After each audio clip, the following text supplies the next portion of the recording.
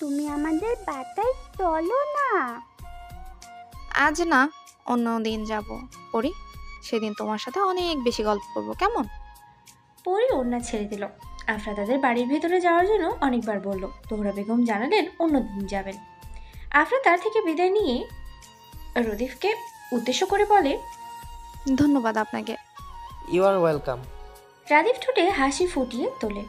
আফরা বিদায় নিয়ে বাড়ির ভেতরে চলে গেল। তোহরা বেগম আফরা যাওয়ার দিকে তাকিয়ে থেকে চোখ বন্ধ করে নিলেন। রাদিফ গাড়ি চালানোতে মন দিল। ক্যাফের ভেতরে বসে বারবার ঘড়ি দেখছে নাজিফা। সবকিছু ভালো লাগে, কিন্তু অপেক্ষা করতে একদম ভালো লাগে না। সেই কখন থেকে অপেক্ষা করছে সে মেহেরাবের জন্য। ফোন বন্ধ। লোকটা তাকে আদৌ ভালোবাসে কি না? সব সময় লেট করে। সব সময় কেমন ভালো লাগে। কত সুন্দর একটা ম্যাজেন্ডা রঙের শাড়ি পরে এসেছে সে। লোকটাকে সারপ্রাইজ দিবে, কিন্তু লোকটার তো কোনো খবরই নেই। আর 10 মিনিট দেখবে মেহেরাব, না আসলে সোজা বাড়ি চলে আসবে। পরক্ষণে ভাবলো এই কেক নিয়ে বাসায় যাবে কিভাবে। আজ নাজিফা ও মেহেরাবের সম্পর্কের 1 বছর পূর্ণতা হলো। সেই খুশিতে নাজিফা সেজে গুজে এসেছে। হাতে গোলাপ নিয়ে, সাথে একটা ছোট কেক নিয়ে বসে আছে।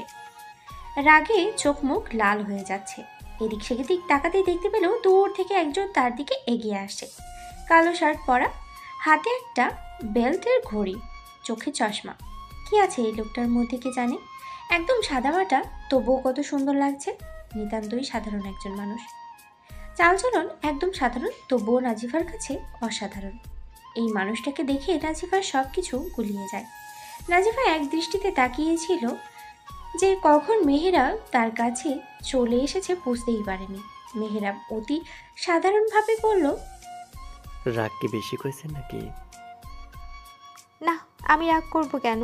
আমি কি আপনার কিছু হই নাকি? আমি কোন অধিকার আপনার উপর রাগ করব? কথাটা বলেই নাজিফা মুখ ফিরিয়ে নেয়। ভীষণ রাগ লাগছে তার। কথা বলতে একটুও মন চাইছে না। গোটা দুনিয়াতে আমার উপর সবচেয়ে বেশি যদি কারো অধিকার থেকে থাকে, তবে সেই অধিকার শুধু আপনার। ভালোবাসা অধিকারে আমার উপর রাগ করবেন, অভিমান করবেন, ঝগড়া করবেন, তবুও আমার থেকে মুখ ফেরাবেন না। নাজিফা তাকালো মেহেরাবের দিকে। এত সুন্দর করে কথা বলে যে নাজিফার রাগ অভিমান ধুয়ে মুছে একাকার হয়ে যায়। তবুও নাজিফা চুপ রইল। মেহেরাব বলল, সরি, আমি পড়াতে গিয়েছিলাম। আপনি তখন ফোন দিয়েছেন, চাইলে তো আর বের হওয়া যায় না। হুম, আমার জন্য তো আপনার কোনো সময়ই নেই। সরি বললাম তো, রাগ করবেন না প্লিজ। আচ্ছা, এত জরুরি তলব কেন? আজকের দিনও আপনার মনে নেই। আমাকে কেন মনে রেখেছেন? এক কাজ করেন, আমাকে ভুলে যান। নাজিবা, আপনি আমার সেই স্মৃতি যাকে বলে দেওয়া সম্ভব না। আপনাকে বলে দেওয়ার আগে আমার মৃত্যু হোক, তবু আপনার অবস্থান আমার মস্তিষ্ক জুড়ে বিচরণ করুন। মেহেরাবের কথায় নাজিফা একটু শান্ত হলো। এই লোকটার কথার কিছু একটু আছে। মনে হয় কথা ছলে জাদু করে নাজিফাকে। কি সহজেই নাজিফা শান্ত হয়ে যায়। কি সুন্দর কথা বলার ধরন। নাজিফা চেয়েও রাগ করে থাকতে পারে না। একদম গলে যায় নাজিফা। মেহেরাব পুনরায় বলল, এভাবে শাড়ি পরবেন না। শাড়িতে আপনাকে চোখ দাঁড়ানো সুন্দর লাগে। আপনার এই রূপ আমার ভেতর পড়ে। নাজিফা লজ্জা পেল। দুগালে লাল আভা ফুটে উঠল। মেহেরাবের দিকে তাকিয়ে চোখ সরিয়ে নিল। এভাবে লজ্জা পাবেন না। এভাবে লজ্জা পেলে আপনাকে গভীরভাবে ছুঁয়ে দিতে ইচ্ছে হয়। নাজিফার কান দিয়ে যেন লজ্জায় ধোঁয়া বের হচ্ছে। নিজেকে স্বাভাবিক রাখার চেষ্টা করে বলল, আজকে আমাদের সম্পর্কের 1 বছর পূরণ হলো। আসুন একসাথে কেক কেটে নিই। একসাথে কেক কাটলো তারা। একে অপরকে খাইয়ে দিল। ক্যাফেতে যারা ছিল সবাইকেই কেক দিল। এত কেন ভালোবাসেন আমায় নাজিবা? এত ভালোবাসা কি যোগ্য আমি? সে কি বলে কয়ে হয় নাকি? কখন কার প্রতি আপনি দুর্বল হবেন তা আপনি নিজেই জানেন না। এত ভালোবাসার বিনিময়ে তো আপনাকে আমি কিছু দিতে পারছি না। আমি কি কিছু চেয়েছি? কিছু যদি দিতে চান তবে আপনার ভালোবাসা দিবেন। আপনাকে পেয়ে সত্যি নিজেকে লাকি মনে হয়। কখনো হারিয়ে যাবেন না নাজিবা। আপনি হারিয়ে গেলে আমি সইতে পারবো না। এমন দিন কখনো আসবে না। পাশে আছি, পাশে থাকবো। তাদের কথার মাঝেই অর্ডার করা কফি চলে এলো। বেশ কিছুক্ষণ পর তারা বেরিয়ে গেল। আজ আপনার দিন নাজিফা, কিছু চাওয়ার থাকলে চাইতে পারেন। আপনাকে সেই। মেহেরাব হাসলো, বলল, আমি তো পুরোটাই আপনার, সেখানে কোনো সন্দেহ নেই। তাদের কথার মাঝে মেহেরাব নাজিফার হাত ছেড়ে দিল। যেহেতু রাস্তার পাশে হাঁটছিল, তাই সেখানে একটা ছোট্ট বাচ্চা এসে হাজির হলো। মেহেরাবের সামনে এসে ফুল এগিয়ে দিয়ে বলল, ভাইজান, আপারে ফুল কিনা দেন। মেহেরাব হাসলো, মানিব্যাগ থেকে টাকা বের করে একগুচ্ছ গোলাপ ফুলের তোড়া কিনে নাজিফার হাতে দিল। মেয়েটা টাকা নিয়ে চলে গেল। নাজিফা রাগী গলায় বলল, এত টাকা খরচ করার কি প্রয়োজন? একটা গোলাপ কিনে দিলেই তো হতো। একদিনই তো দিলাম, আর ওই যে বললাম আজ তোমার দিন, আর অন্যদিন সেও কিছু দিতে পারি না। আপনি থাকলেই চলবে, আর কোনো কিছুর প্রয়োজন নেই আমার। নাজিফা এত ভালোবাসবেন না আমায়। আমায় ভালোবেসে আপনি দুঃখ ছাড়া আর কিছুই পাবেন না। আপনাকে ভালোবেসে যদি একটু দুঃখ পেতে হয় তবে আমি প্রস্তুত। তবুও আমি আপনাকে ভালোবেসে যাব, সেটা হোক মৃত্যু পর্যন্ত। একটু সামনে আসতেই দেখতে পেল এক বুড়ি মহিলা বেশ রং বেরঙের কাঁচের চুড়ি বিক্রি করছে। মেহেরাব সামনে গেল, এক মুঠো লাল ও কালো রঙের চুড়ি কিনল। নাজিফার সামনে যেয়ে অতি যত্নে চুড়ি পরিয়ে দিল। ইস, কি সুন্দর করে চড়ি পরিয়ে দিচ্ছে। কেন এই লোকটাকে নাজিফা ভালোবাসবে না? তার কোনো কারণ নেই। লোকটা জুড়েই আছে মুগ্ধতা। কাজে কর্মে সবকিছু শুধু মাদকতার ন্যায় মনে হয় নাজিফার কাছে। মাঝে মাঝে সত্যি নাজিফার ভয় হয়, আদৌ কি এই ব্যক্তিকে সে আজীবনের জন্য পাবে? লোকটাকে কি আজীবনের জন্য নিজের করে পাবে, নাকি পরিস্থিতি সব কিছু উল্টে পাল্টে দিবে? না, এত কিছু ভাবলেই চলবে না তার। নাজিফা শুধু এতটুকুই জানে, এই লোককে সে কখনো ছাড়বে না। নাজিফা মেহেরাবের দিকে তাকিয়ে বলল, আচ্ছা, আপনি লাল ও কালো এই দুই রঙের চুড়ি কেন কিনলেন? আরও তো অনেক রঙের চুড়ি ছিল, আর আমার জানা মতে আপনার পছন্দের রং হচ্ছে নীল।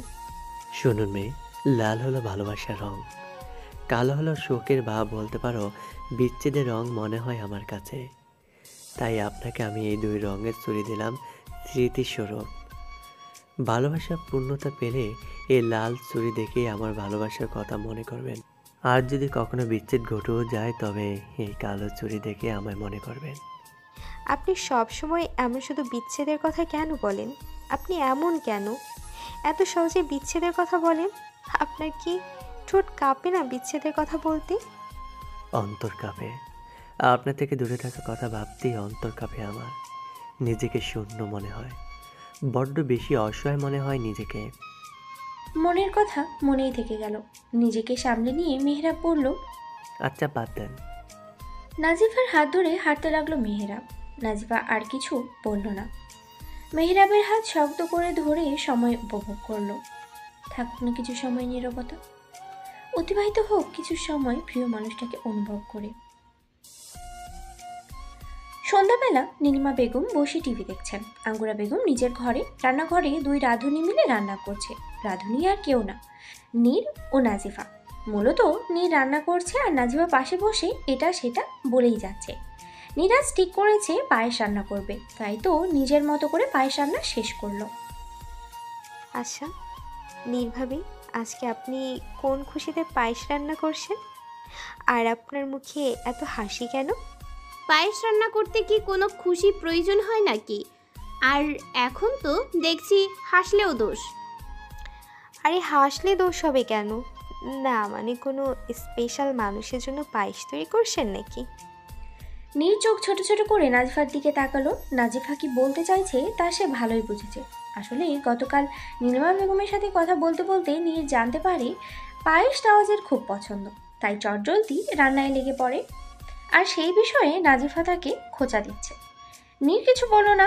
পায়েস রান্না শেষে এক হাতে পায়েসের বাটি নিয়ে বসার ঘরের দিকে হাঁটা ধরে। হাতে পায়েসের বাটি নিয়ে পেছন ফিরে কথা বলতে বলতেই হাঁটছিল নীর। ঠিক তখনই এক ব্যক্তির সাথে ধাক্কা খায় নীর। সেই ব্যক্তির উপরে সম্পূর্ণ পায়েস পড়ে যায়। নীর সামনে তাকাতেই দেখতে পায় নওয়াজ দাঁড়িয়ে আছে। তোমার কি চোখ নেই? চোখ কি আকাশে তুলে রাখো? নিজেকে সামনে নিয়ে চলতে পারো না?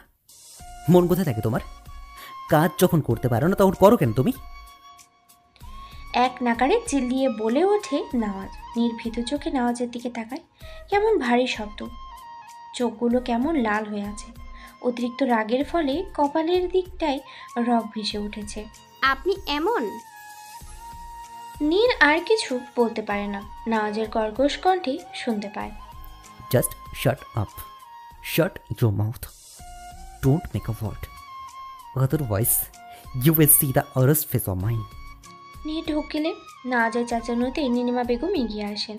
নাজিফা রান্নাঘর থেকে বেরিয়ে আসে। নীলিমা বেগম বুঝতে পারেন ছেলে তার আজ বেজায় রেগে আছে। তিনি নাজিফাকে চোখ দিয়ে ইশারা করেন যেন নীরকে নিয়ে নিজের রুমে যায়। নীর নওয়াজের দিকে তাকিয়ে নওয়াজের সাথে চলে যায়। বিয়ের এতদিন পর আজ এমন রাখতে দেখেছে। লোকটা তো এতদিন তার সাথে এমন করেনি, তবে কি হলো আজ যে সামান্য একটা কারণে এতগুলো কথা শুনিয়ে দিল? নীর দলা পাকানো কান্নাগুলো অতি যত্নে নিজের ভিতরে গিলে খাওয়ার চেষ্টা করল। এই একটা কাজ খুব ভালো করেই পারে নীর। নিজেকে খুব যত্নে আগলে রাখে, কারোর সামনে প্রকাশ করে না, নিজেকে সামলে নিতে পারে খুব সুন্দর করে। রুমে এসে সোজা ফ্রেশ হতে চলে গেল নওয়াজ। ফ্রেশ হয়ে বেশ কিছুক্ষণ বারান্দায় বসে কাটাল। নিজের উপরে নিজেই রাগ লাগছে, কেন যে রাগটা তার কন্ট্রোল থাকে না। শুধু শুধু মেয়েটার উপরে চেঁচালো, কিন্তু নওয়াজ বা কি করবে? তখন তার মাথা এমনিই গরম ছিল। এখনো মাথা ঠান্ডা করার চেষ্টা চালিয়ে যাচ্ছে, তবে হচ্ছে না।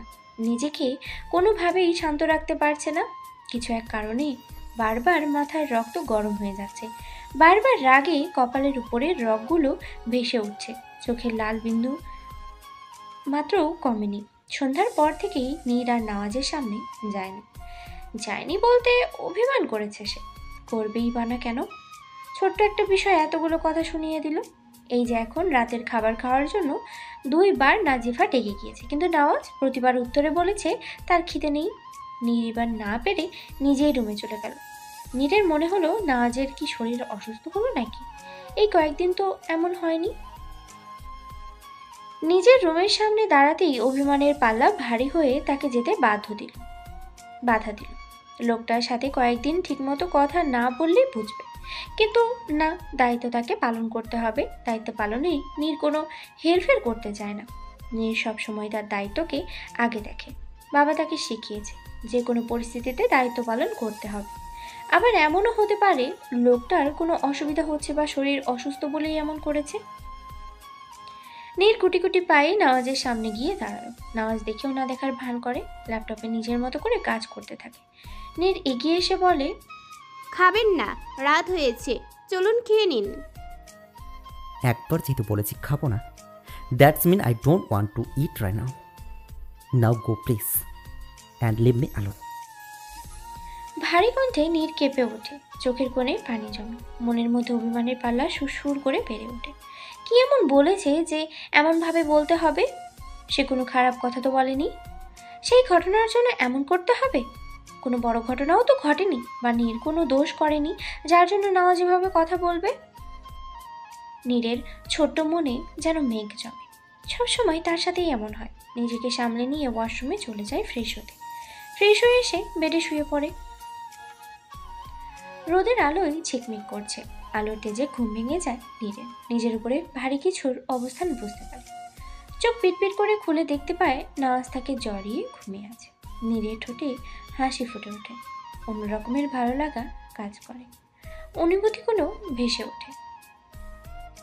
পরক্ষণেই নিজের চোখে রাতের সেই কর্মকাণ্ড ভেসে ওঠে। না চেয়েও অভিমানে আবারও জেগে ওঠে। না, এই লোকের সাথে নীর কথা বলবে না। লোকটা কেন তাকে এভাবে বকা দিল? এই বদলোকের সাথে কোনো কথা নেই। কথা নেই মানে নেই। নীর উঠে যেতে নিলেই নীরের হাত ধরে নিজের সাথে মিশিয়ে নেয় নওয়াজ। জড়িয়ে নেয় খুব নিবিড়ভাবে। প্লিজ যান, নড়বে না একদম, আমাকে ঘুমাতে দাও। ঘুম ঘুম কণ্ঠে বলে ওঠে নওয়াজ। নীর চোখ মুখ কুঁচকে ফেলে। ছোট্ট একটা শব্দ। নীরের কেমন অনুভূতি হয়? শরীর জুড়েই শিরশির অনুভূতি হয়। ছোট্ট একটা শব্দ, তাও না জানা অনুভূতি। কই, আগে তো লোকটা কখনো এমনভাবে ডাকেনি। তবে আজ কেন? আর নাড়বে কি করে? নওয়াজ তার পুরো শরীরটা জাপটে ধরে আছে।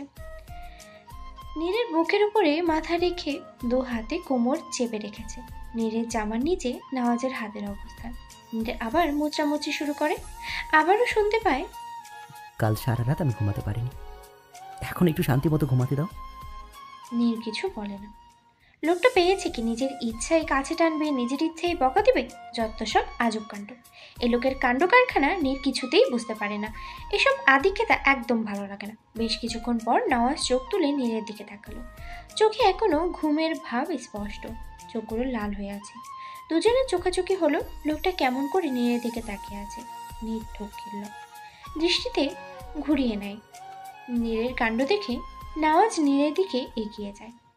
কপালে কপাল ঠেকিয়ে নেশাগ্রস্ত কণ্ঠে বলে, জান, can I have your lips?